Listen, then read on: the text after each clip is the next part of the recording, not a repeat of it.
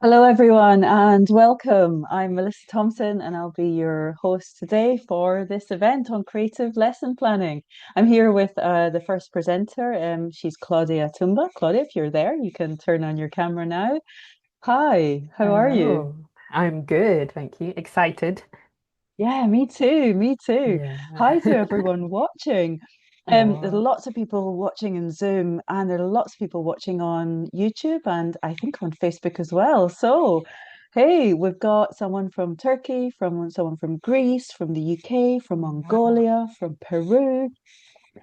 I'm in Spain and you're in Korea right now. That's right, Yeah. Claudia. Yes. Okay. So we really are a huge international community here. Anyway, let's get started. This is Mhm. the first of three webinars today for creative lesson planning. We're just about to start our session one. So, just a reminder, if you're watching in Zoom, use the chat to respond to the presenter's questions and use the Q&A to leave questions.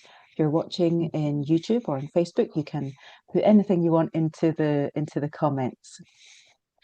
So let's start. This Wow. is Claudia. She's just said hello Hello. just now. So Claudia, where are you joining us from?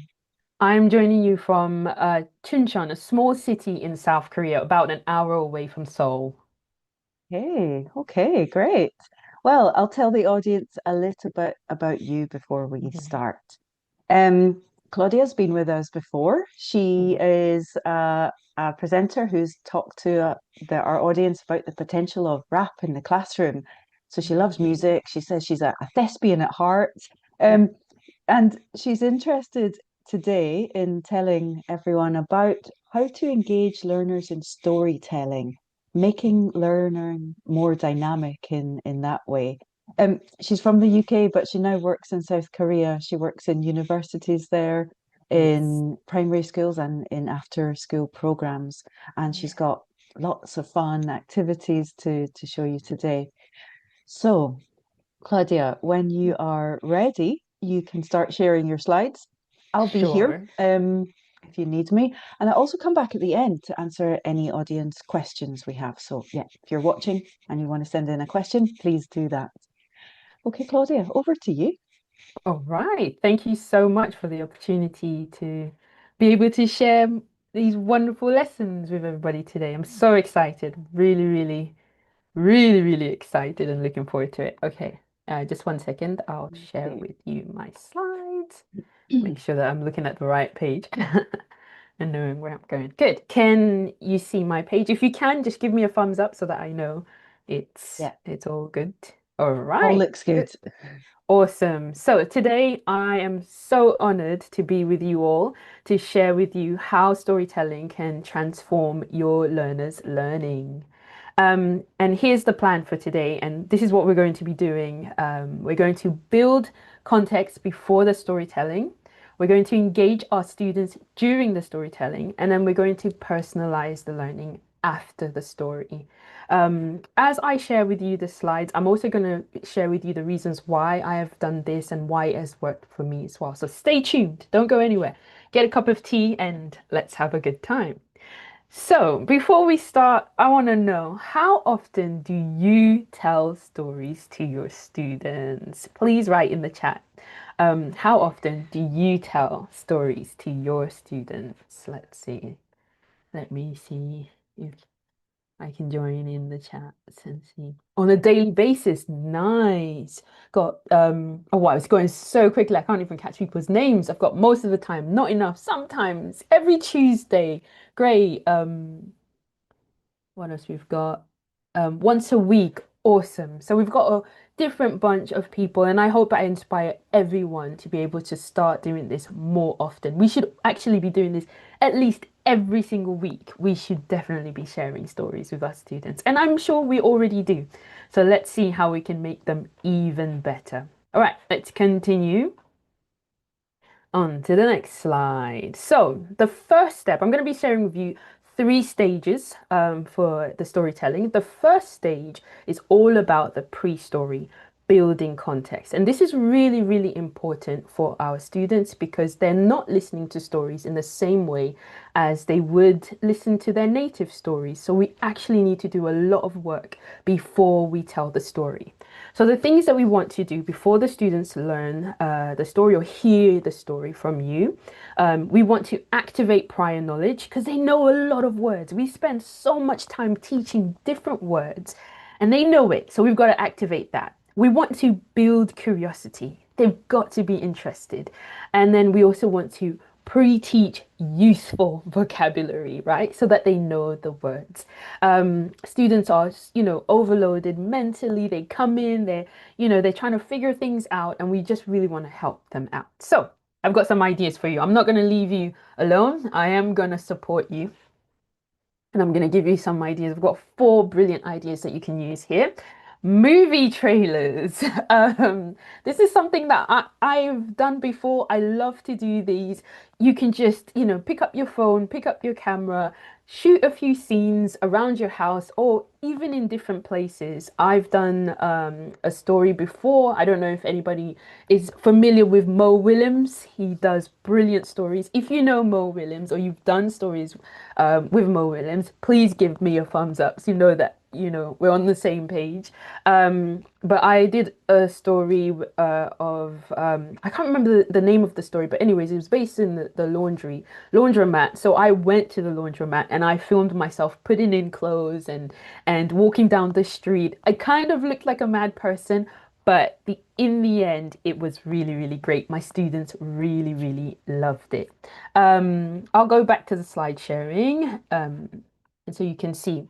So you've got trailers. You've also got posters as well. So I've made a poster of the story that I'm going to be telling you today a little bit later on. It's called The Greedy Hippo. Can you guess what this story is based on or is about just from looking at this poster? Please write in the chat if you can guess. What do you think this story will be about? Let me see. Good. About food and fat. I love that. Eating too much. Food. Good. Sharing. Good. A picnic. Gluttony. Great. Really nice keywords. Whereas we've got friendship as well. Very, very good. So you can do that. You can also, in addition to movie trailers or posters, you can just bring in real items. So here I have some real tomatoes with me here. I've also got some cheese. Actually, probably I'll stop sharing the slides so that you can see them really clearly. We've got some cheese here. Cheese. We've got tomatoes as well. I've got a lovely packet of crisps as well. So lots of food. Plus, as I told you before, a hippo. So all of these elements are going to be in this story. Good. Let's continue. And then I've got picture summaries. These really help, especially my lower level learners. They really benefit from this. So you basically gather up some pictures of the story and make sure that it's not in order so that the students actually have something to work with. They need to critically think. Hi, Yes, Claudia. Just Melissa. to let you Yes. know, we can't see the Mm. full PowerPoint at the moment. Oh, It's gone to the notes slide. So maybe if you oh, stop share maybe and it's, reshare again. yeah. Thank you for that. Don't worry I about shared the that. wrong screen. That's all right. Okay. Is that better? Yeah, we're back Oh, now. right. Cool. Okay, awesome. Thank you so much for that heads up. Um, yeah, so you just share some different images. Here I just have 6 simple images that represent what the story is about. Again, I'm going to ask you, based on this image that you can see, what do you think the story is about? Please write it in the chat below. And picture summaries are really great. Students can cut out the pictures because they're not in order at the moment. So they really have to use some critical thinking to kind of to choose which one is the first picture and which one is the second picture. How does the story start? Where is the problem? How does it end? So it's really great. Ooh, someone stole the hippo's food. Thank you. Good. Sydney said not sharing. Yes. Good. We're all getting that idea. Now, I haven't given everything away about the story. There's still some things in the story that are not in the picture. So we're not giving everything away, but we're giving enough information so that when the students listen to the story, they follow along and they feel at ease and they can actually enjoy the story and enjoy listening without having to worry about what does it mean and what is this and what's that word. All right, the last idea that I love to use, and my students love this as well, is games, and especially online games. I'm sure the majority of us already know Kahoot, Kahoot.com. Bamboozle is also another favorite one for my students, bamboozle.com. You can use the free version or you can pay a little bit more and have some extra options. But I really love using kinteractivelearning.com because it's free. Who doesn't love a free website for teaching English? The reason why I love it, it's kind of like a budget version of Bamboozle. So once you've input your words or your grammar points, you can play different games with the same vocabulary or the same words and sentences. So it's really is, it really helps us out and makes the learning super fun. Now, those are my suggestions for online game websites. I want to know, what are your suggestions? Do you know or can you recommend other online game sites that we could use in storytelling? Great. Quizlet, Word Wall, yes. Ozcan said Word Wall, which is super great. Shireen said, oh, there's a problem with my sound. Let me know if anybody can hear. Okay. Wayground, I didn't know about that. Um, English Central AI, awesome. Live worksheets, yes, I've used live worksheets. I like to use live worksheets a lot to support students who are having difficulty. Jeopardy Labs, yes, thank you. Wheel Picker, good for questions, great. Educandy, Slido. ESL Collective is also another favorite one. I used that a lot during the pandemic. Memrise, great. So some great suggestions. And that's what I love, the community of teachers gathering like this on a webinar and sharing ideas with each other, which is awesome. And we all learn stuff. Mares games, that one I haven't learned of before. Educaplay, Nearpod as well. Awesome. Okay, fantastic. Let's continue. So good. I've given you 4 ways that you can get your students engaged in the storytelling. So movie trailers, real items, picture summaries, and games. Now, you also want to teach keywords. So don't pick too many words, but pick really core words that your students need to know, and teach them. Number one, elicit the vocabulary. Don't tell your students what the word is. Don't say, today we're going to learn a story about a hippo. A hippo is, no.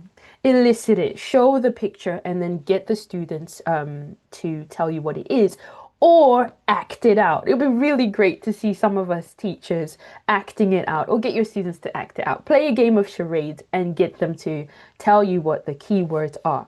And then gesture. Give each of these keywords a gesture. This is going to be really important for when we tell the story, because this is how the students can also engage with the story. So for example, we've got our hippo here. Let's just say our gesture for the hippo will be greeting.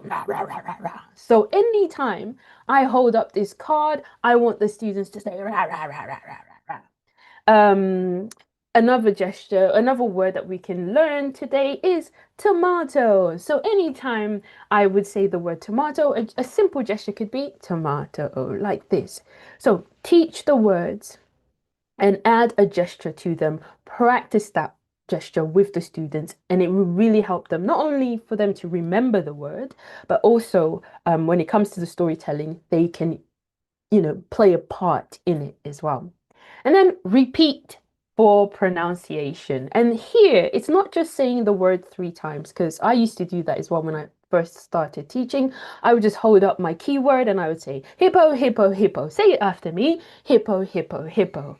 But pronunciation is a physical activity. You have to teach students a lot more. For example, how many syllables does the word hippo have? And how many syllables does the word hippopotamus have? Everyone in the chat, I'm going to stop sharing my slides and I want you to tell me how many syllables does the word hippopotamus have? The full word. Good. We have five. Good. Very smart. Very smart people. What about cheese? How many syllables does the word cheese have? Good. One. And the reason why I say this because I live in Korea and a lot of my students sometimes mistaken syllables. They add a syllable or they remove a syllable and they don't always understand. And so to train their ears, it's really good to stop, just review and continue. Another thing that you can do when it comes to pronunciation is make sure that you teach the stress. I love to use big hand for the loud sound and then the small hand for the quiet sound. So in hippo, how many syllables do we have? We have two. And then I would get my students to tell me where's the loud sound, where's the quiet sound. Same thing with the tomato, same thing with cheese. I also have today with me waffles. How many syllables does waffle have? And which one is the loud sound? What is the loud sound in waffles? What are we saying loudly? What are we saying quietly? I would want to elicit that. Great. So what? Balls, and I would get the students to repeat that. It's also important to teach intonation.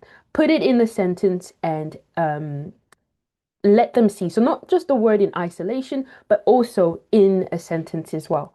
All of these are really, really helpful. And then we're going to end off our teaching of the key words by asking concept check questions. And I love to ask questions such as, yes, Melissa, did I share I the oh wrong page again? yeah, the same thing happened with the slides again. Don't Oh, so worry. sorry. So sorry, That's all guys. right. We've got I so many things promise. going on. We've got props, we've got PowerPoint, cheese, tomatoes. I promise I am a pro at this. I'll get better. Thank you so much, everyone. Looks good. Um, Good. So us CCQs, and a little tip is let your students create their own flashcards after they've learnt the words.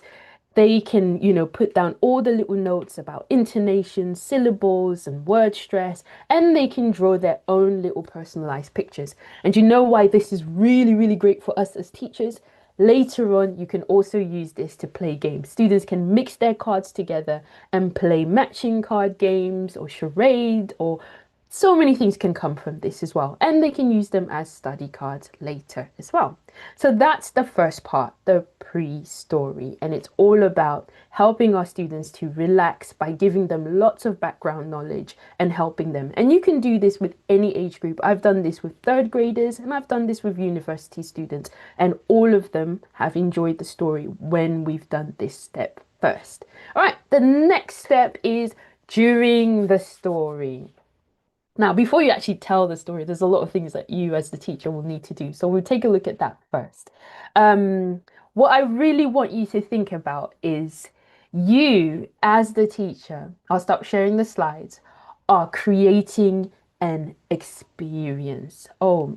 Fazia says, what does CCQ mean? CCQ is just concept check questions. So it's just questions to check that students understand the meaning of words. Thank you so much, Soha, for putting that in.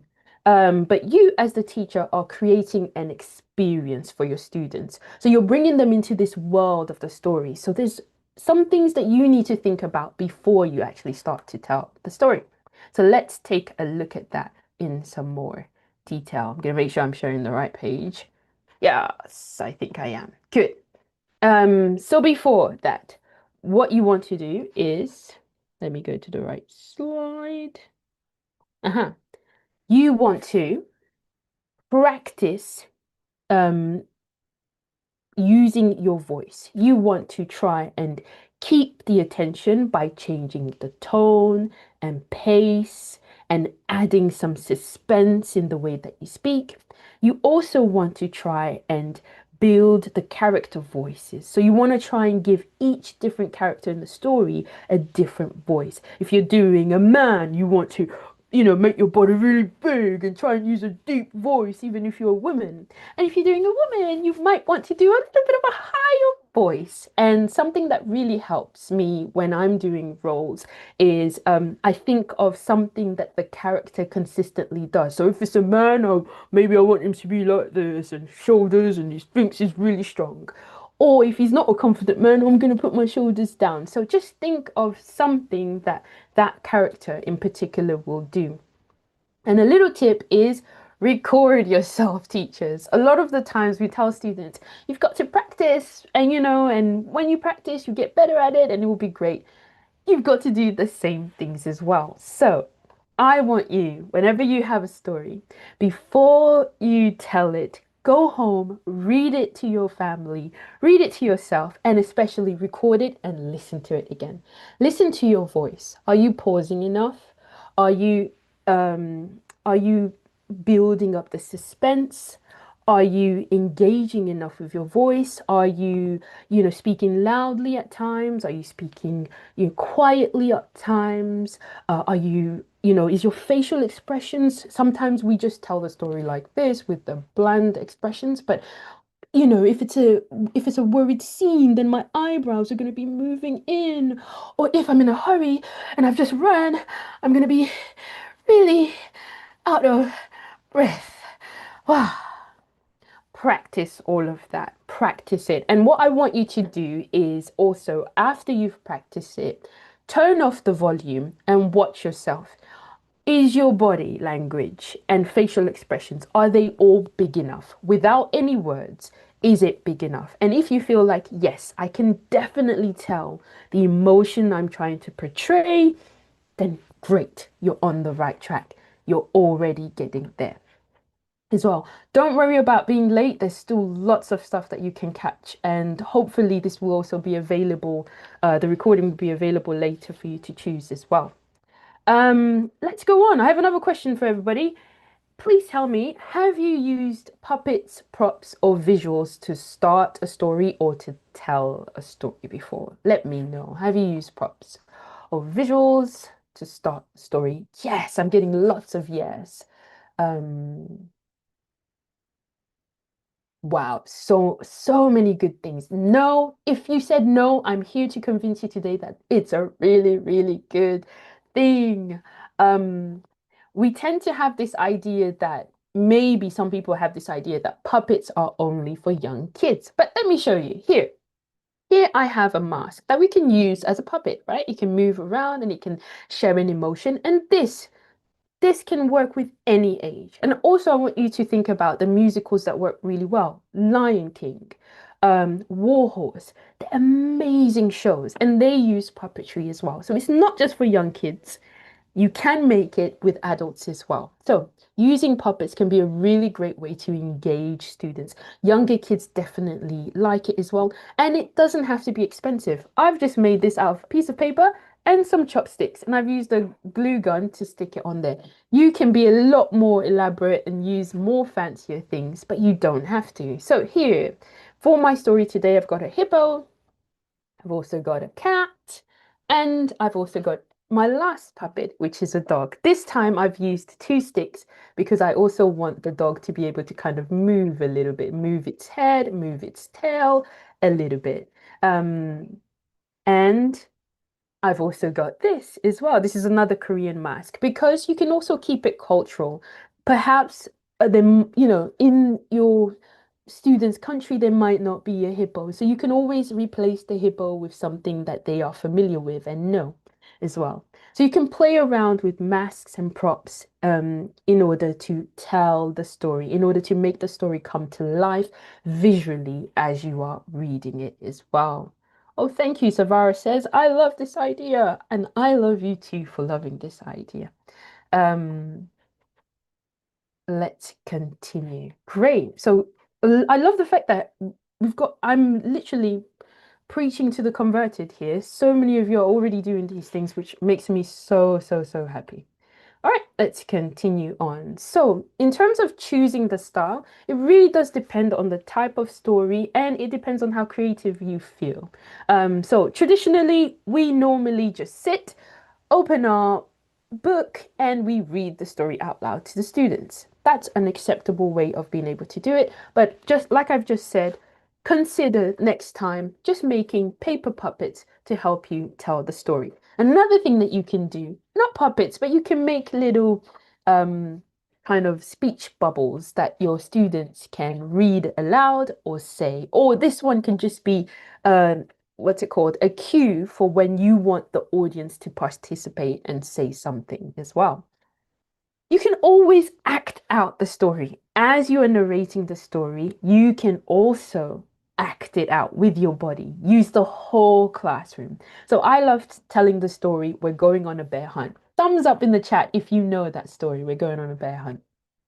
It's one of my favorite stories to tell to elementary students. And I usually like using the whole classroom and making that as our journey through the grass and through the forest and through the river. And so I go around, and the students' benches and tables become the river, become the mud, become the forest, become the obstacles that I have to get over as well.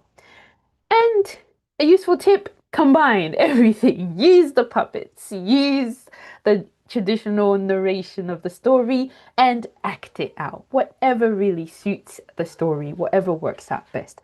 I would say definitely a story with a lot of dialogue would work really well for acting it out. A story maybe which has different characters and you're the only person who's telling the story. Puppets would make it useful to distinguish who is speaking when. And folk stories, stories that feel like, we should be in a circle, in the round. Maybe you might want to go for a traditional. All right, here's some other ideas for how to involve your students as you're telling the story. Ask prediction and comprehension questions. So things such as, what will happen next? You can say it so many times throughout the story. Hey guys, we've listened to the story. They're going into the woods. What do you think will happen next? Or listen to the story. The hippo's eaten a lot of food. What do you think will happen next? So ask prediction and ask comprehension questions. Some of the comprehension questions I have today is something as simple as, did the hippo eat everybody's food? Yes or no? Where was the hippo? And allow the students to answer back as well. This again will wake them up, get them concentrating, get them following. One of my favorite things to do is actually to get the students to be a part of the story and have a role to play. And it's not always a speaking role. It can be something as simple as making the sounds. Did you know if everyone taps on the table like this, if everyone in your classroom taps lightly, gently on the table, it actually sounds like rain? So if you have a scene where the character is in the rain and everyone is tapping, you can pretend to be in the rain with them as well. And it just really brings it to life. If a character in the story is eating, you can use plastic bag, or in my case, a bag of crisps, and it's really delicious to make the sound more lightly. You can also make footsteps by patting your knees really softly like that. There are so many things that you can do, but I have some other amazing things. I have a thunder maker. If you shake this, I don't know if you can hear it. Hopefully you can hear it. It makes the sound of thunder. It's literally just a tube. It's a tube attached to a piece of like metal spiral. When you shake it, it really sounds like thunder. I also love just some wooden sticks from Timu, and I just do different things with them. This could be someone walking, or this could be the tick tock of a clock. Oh my gosh, what time is it? The time was getting faster and faster and faster and faster. She was running, she was running, she was running, right? These are just called sticks. If you just go on Timu and really just write in sticks, you will definitely find them as well. But it's not only that. This is a snow maker. If you shake it really well, it might get really messy. So let's see how it's gonna go. Whoa, can you see? I've got snow suddenly. Actually, it's more effective if I turn off the screen. So I'll do it one more time so you guys can take a good look. I'm gonna go. snow. And hey presto, there is snow inside. And this is always a hit with all of my students. When I do this, this is like the showstopper. Everyone's always like, wow, do it again, do it again. So get yourself some fake snow as well. So there's so many things that you can do. And you don't have to spend a lot of money. Look around your house. For example, these are my baby's toys. I can use this to mimic somebody walking in high heels, walking down the street and walking really fast, being chased. This can also be the sound of a horse. If you use the two of them, is the sound of a horse galloping. Imagine all of the students in your class galloping away. This could be maybe we're in a scene in a war, somebody's being chased after, and we're all galloping really fast. Even without the sound, just the motion of galloping, galloping, galloping, galloping can be really good. These can also become ears, right? If you put them on top of our head, suddenly we've got some bear ears, which again, using just simple things, simple imagination. And if you think, oh, but Claudia, I'm not like you. I'm not good at thinking of all these ideas. Guess what? AI is really good. AI is very, very helpful these days. Just ask ChatGPT, Gemini, Cloud, whichever AI that you use. I want to make this kind of sound. What can I use in my house to make that kind of sound? Did you know if you use a plastic bag, it makes the sound of water? So if you've got a scene where people are swimming, or you're in some water, there's a river, and just give all of your students small bags and make this kind of sound, and hey presto, you've got the sound of a river, the sound of water. There is so much you can do with what you have at home. You don't have to spend a ton of money. All right, let's get into it. Thank you so much for sticking with me. I'm loving the interaction that everybody, is chatting away, giving good comments. Really, really grateful for that. The other thing that you can do, which is one of my favorite things, is turn the whole thing into a musical, right? Halfway through the story, why not sing a song related to the story or get AI to generate a song for you? So I recommend Sono because Sono is brilliant. You tell it what you want. You say whether you want a kind of a rap or pop or classic, and with your prompt, it actually makes the soundtrack for you and sings it for you. And so you can take that and teach that to your students. Magic School AI is also really good. You can use an already existing song. So if there's a really popular song that is, really thriving right now in your country, in your community, you can use that instrumental and write your own lyrics. So what's going to be really great is that the students already know the melody, but now you're adding words that are related to the story. So right now in Korea, demon hunters are reigning everywhere. Kids absolutely love the songs in that. So I would definitely take an instrumental from Demon Hunters and add some lyrics about my story, and hey presto, you've got a song there. It whenever I've done this, it's just been really, really great. We all sing together, we all enjoy it, and it doesn't matter if you don't know how to sing. In a yet, I think that's how to say your name. Even if you don't know how to sing, actually, students love that even more. They'll be even more proud and happy that you sang with them with your very terrible voice. So I've always seen it. Students prefer terrible voices than they do really good ones. So don't be afraid. Sing with passion and joy. It's infectious. It's really, really infectious. I always tell my students, don't sing like Beyonce. Sing as if you're in a football stadium and you're just singing to your team. So think football stadium. Don't think Beyonce. All right, ladies and gentlemen, I've been talking about stories. How about I actually tell you a story? So stick with me here. I'm going to stop sharing my screen. I'm going to tell you a story, and I just want you to listen in very, very carefully. I've actually taken this story. It's called The Greedy Hippo from the Learn English Kids page, and this is how it goes. The Greedy Hippo. There was a greedy hippo. He ate everything in sight. Tomatoes, waffles. He even ate cheese. So from cheese to peas and chips and cake, he always had a bite. Now, Hippo, he was selfish and he ate everybody's food. He ate the cat's. He ate the cat's food. He also ate, where's the dog? He also ate the dog's food. And he also ate the cow's food. He was very, very rude. One morning after breakfast, he jumped into the lake.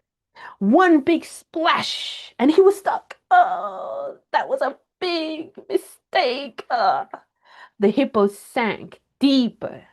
Then he began to shout, where is it? Where is it? It's over here. Help! Please help! I'm sinking. Won't somebody pull me out? Now, in the chat, what do you think happened next? This is time for you guys to get involved.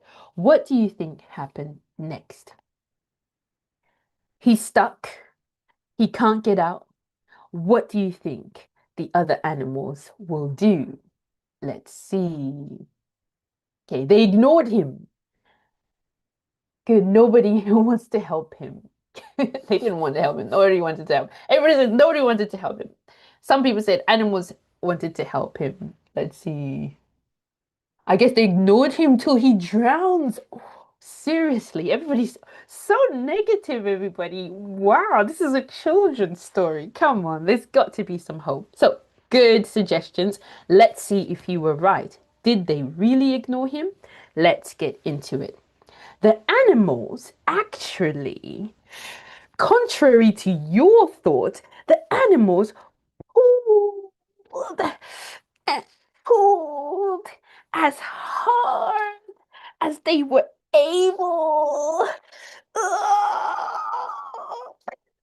and popped him out. But do you know what he did? He ran past them and ate everything on their table. How do you feel about that? Put an emoji of how you feel about him running away and eating the food after they helped him.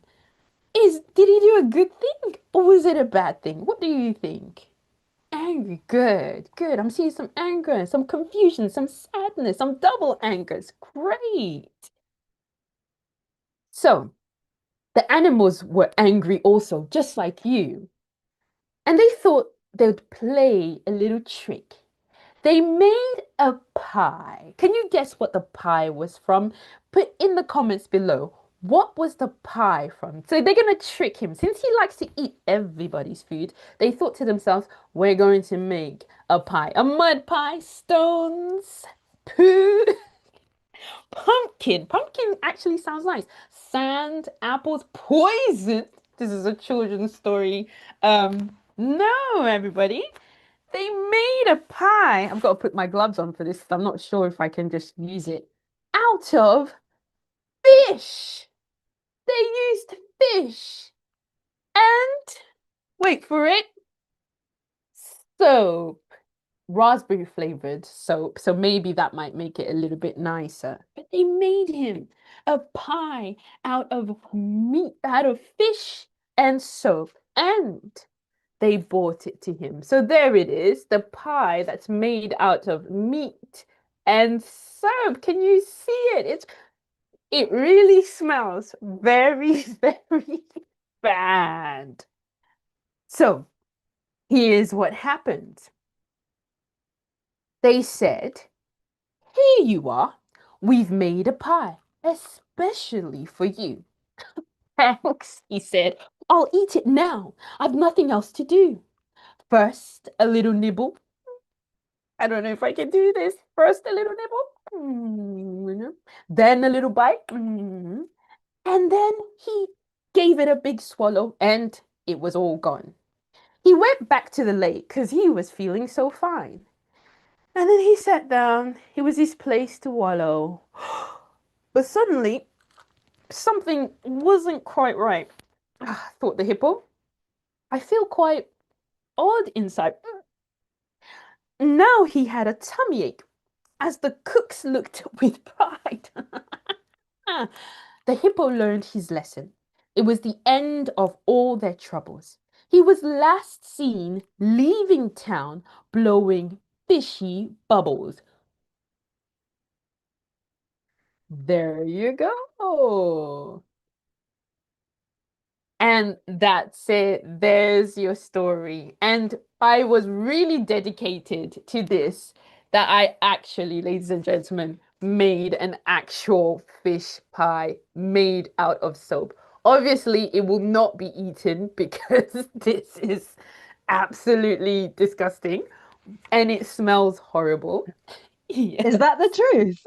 It really is. I made it just before we started, so it's still warm and it smells quite nice. You're Yeah. crazy, Claudia. You're crazy. Yeah, I am. All for the love of learning English. Sorry. Just wanted Right. to jump in and check that question. Sure, sure. All right, so let's get on. I'll continue on. So yes, all for the love of teaching. Let me finish off with telling you some post-story activities. And here, remember at the beginning I said you want to personalize the learning.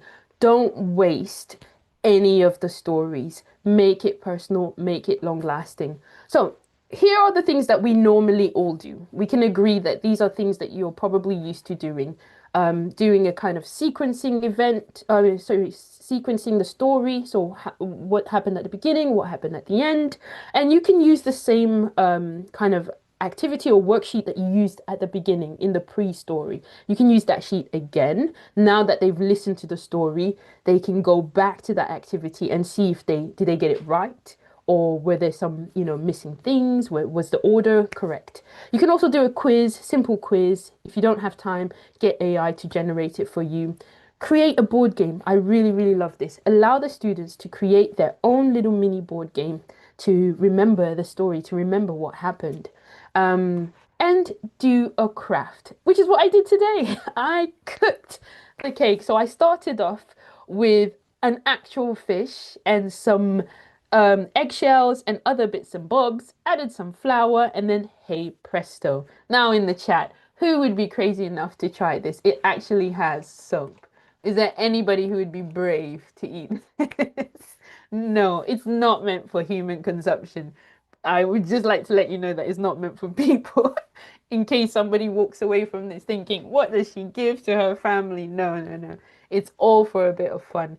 And I would definitely do this, bring it to the class, get the students to see it, smell it, obviously not eat it, but it's really great because it brings it to life, right?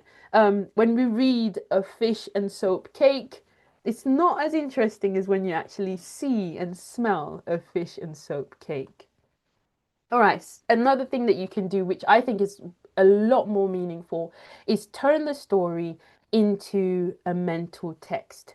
So turn the story into a writing model. Here, what you want to do is highlight the structure. So you are looking at how the author has written the story, what kind of techniques they've used. So what did they do at the beginning? What did they do with the problem?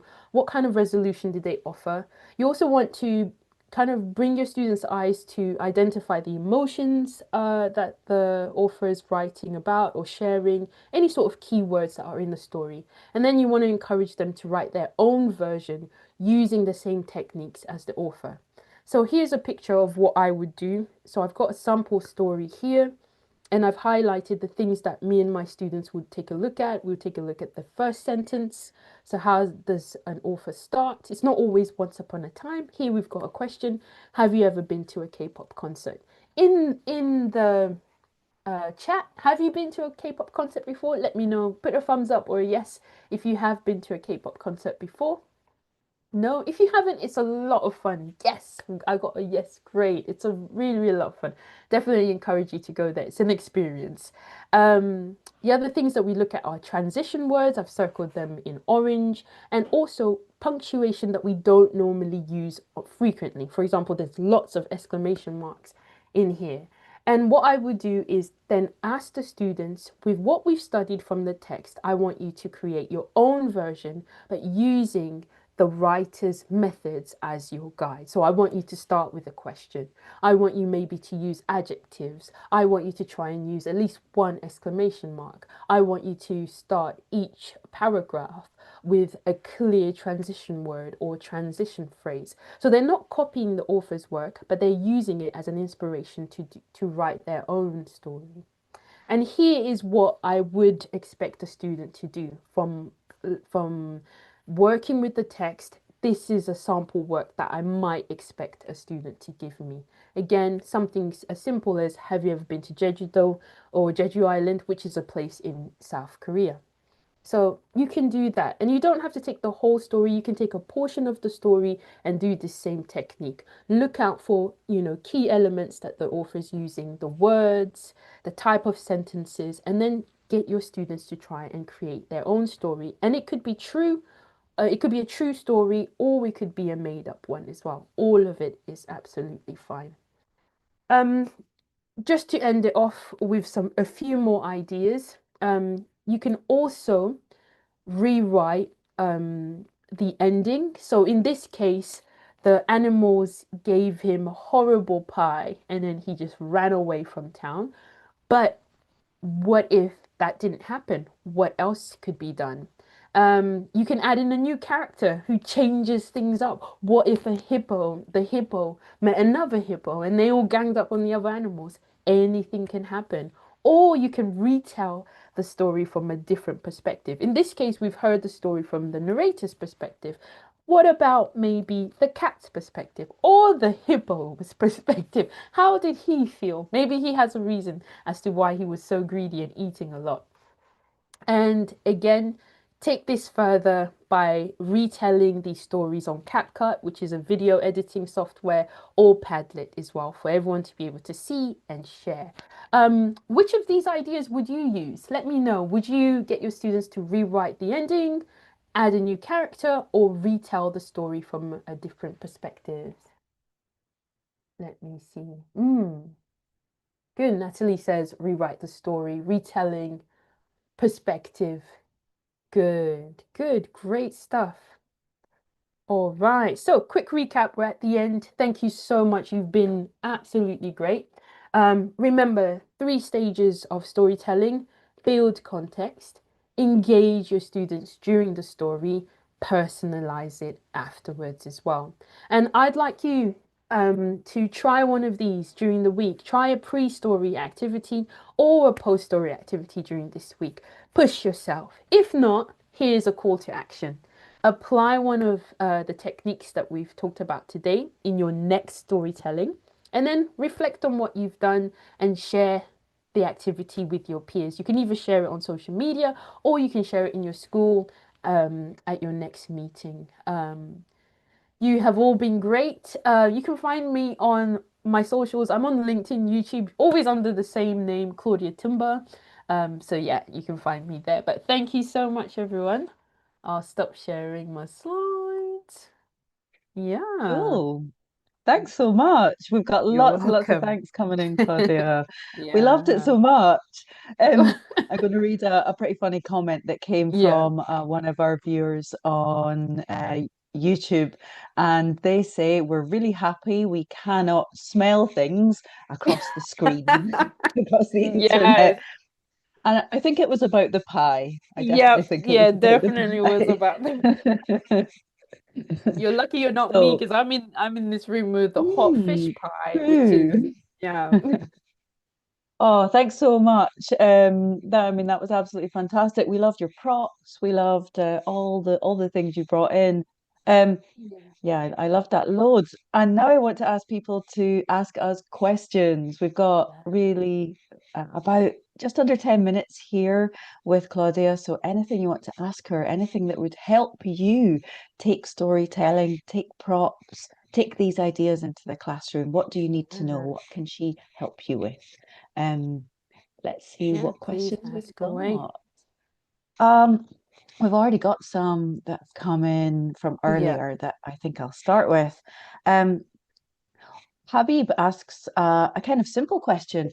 Hmm. How long do you spend on these Oh, yes. storytelling lessons? So if you were doing the greedy hippo in a class? Would it be Mm-mm. the whole class? Would it be some of the class? Yeah, What's your usually for recommendation? for the three stages, I would definitely take a whole class, and it Yeah. really depends on the learner's abilities. If I have a mixed level, normally in Korea, I definitely have mixed level classes, so I have to take it a bit slower to make sure that everyone understands. So I'll spend kind of maybe half of the lesson doing the pre-story, and once they are comfortable, we go on to the story and then finish up Hmm. with an activity, or in the following class I'll do a post-story activity. So over two to three lessons. I've never really done it in one lesson because I just generally tend to Mm. go into a lot more details, but it's possible. It's possible depending on the length Okay. of the story.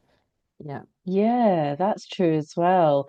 But I suppose you want to keep the excitement from all Yes. the introduction activities. You want to tell them a bit of the Yeah. story in that first lesson, right? Yeah. Yeah. Hmm. So Cool. usually it works to do the pre and the story together and then the post story Uh-huh. in a different lesson. Usually that works out better. Yeah. Oh, that makes sense as well. Um, I got another question from David, and he says, I don't like listening to my own voice.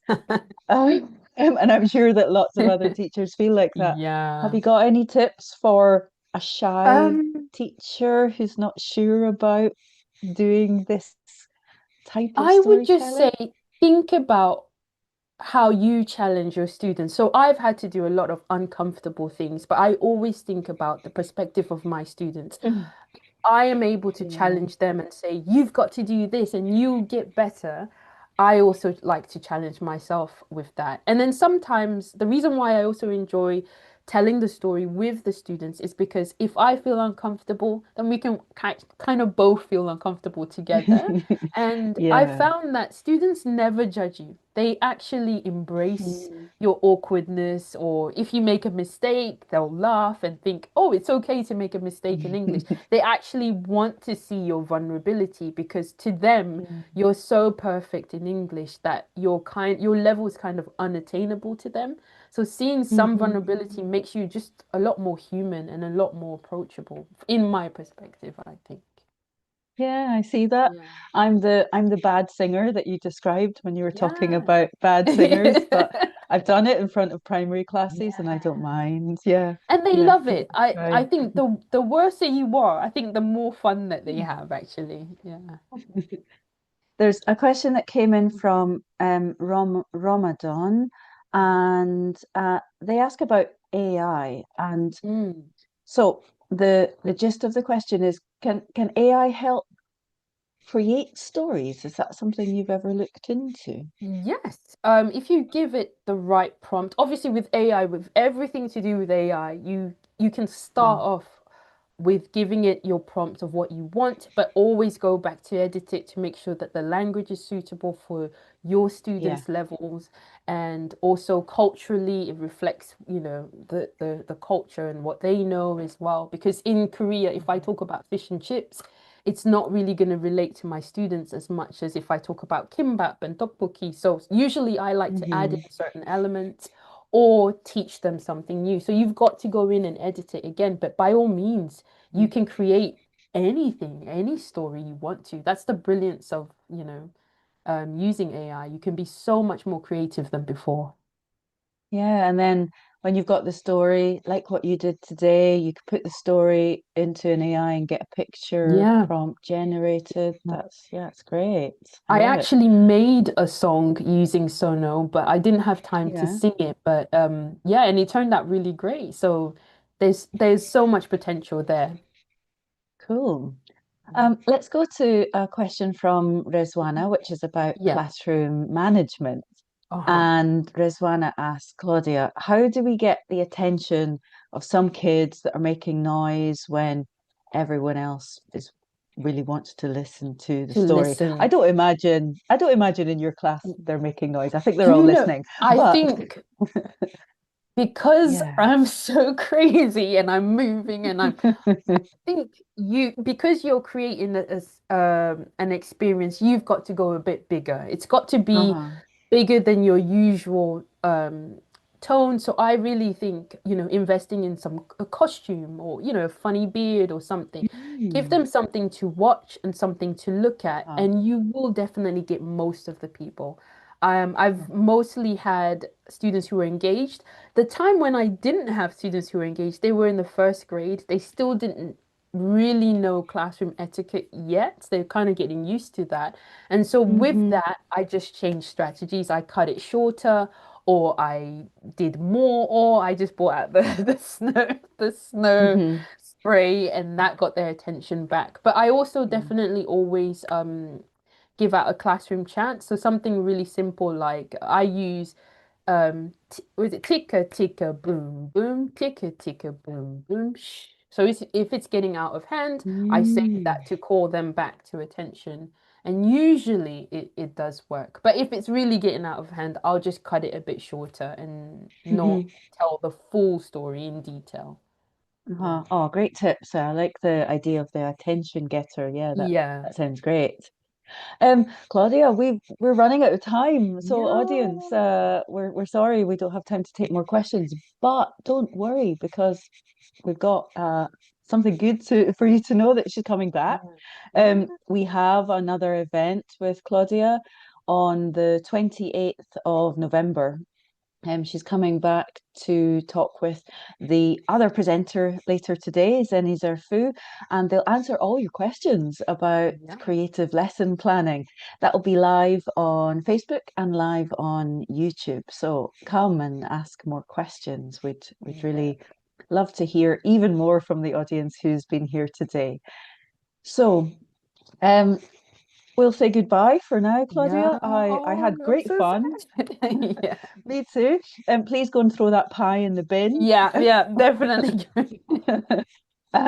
And audience, Mm, thanks. You were great. We had lots of fun with you. So don't go away. Come back in yeah, 15 minutes. We're going to talk about climate education and the arts in sounds language good. classroom with Seni Zarfu, and that's going to be great. So thanks to everyone who's working on this event. Thanks to Yes. Naomi in Facebook and YouTube. And thanks to Kath and to Joe. And most of all, thanks to Claudia. We'll Thank you to hopefully you see you too. soon. Yes, Bye, definitely. everyone. Bye bye, everyone.